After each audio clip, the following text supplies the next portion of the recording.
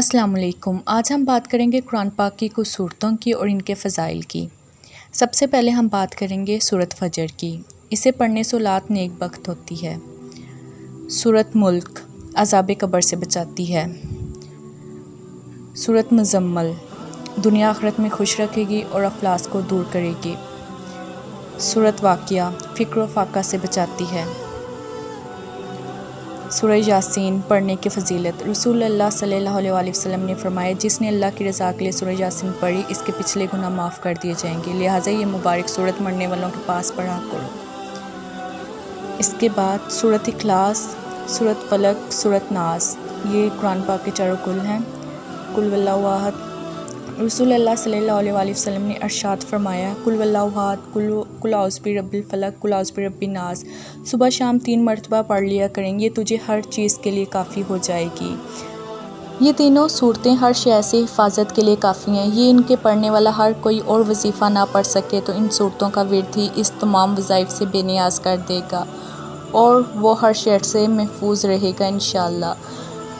اعوذ باللہ من الشیطان الرجیم۔ دن میں کم سے کم 10 مرتبہ پڑھنے والے کے لیے اللہ تعالیٰ شیطانوں کے شر سے بچانے کو ایک فرشتہ مقرر فرما دیتے ہیں۔ سبحان اللہ۔ سورہ الرحمن Benefits Find the solution to all disease and all difficulties of routine life۔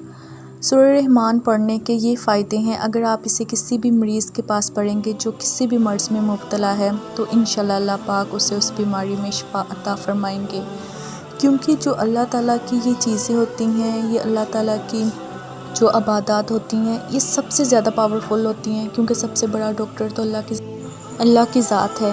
کیونکہ جہاں ہماری دنیا کی امید ختم ہو جاتی ہے نا، وہاں صرف ایک ایسی امید ہے، ایسا یقین ہے جو صرف اللہ کی ذات کا ہے، جو کبھی ختم نہیں ہوتا، بلکہ وہ اور زیادہ ہمارا پختہ ہو جاتا ہے۔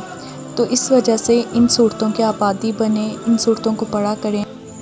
جیسے بھی آپ کو فارغ وقت ملے، جیسے بھی آپ فری ہوں تو ان صورتوں کو پڑھا کریں۔ کچھ صورتیں بہت چھوٹی ہیں، انہیں اپنی لائف کا حصہ بنائیں، چلتے پھرتے ان کو پڑھا کریں، اور استغفار کا ورد بھی لازمی کیا کریں، بہت زیادہ فضیلت ہے اس کی۔ نیکسٹ ویڈیو انشاءاللہ میں اس پر بناؤں گی، اور ان چیزوں کو لازمی اپنی لائف کا حصہ بنائیں، کیونکہ اصل یہی چیزیں ہمارے کام آنی ہیں۔ لیکن ہم اکثر فارغ وقت میں اپنا اچھا وقت گزارنے کے لیے موبائل یوز کرتے ہیں، جو کہ ہمارے لیے اچھا نہیں ہے۔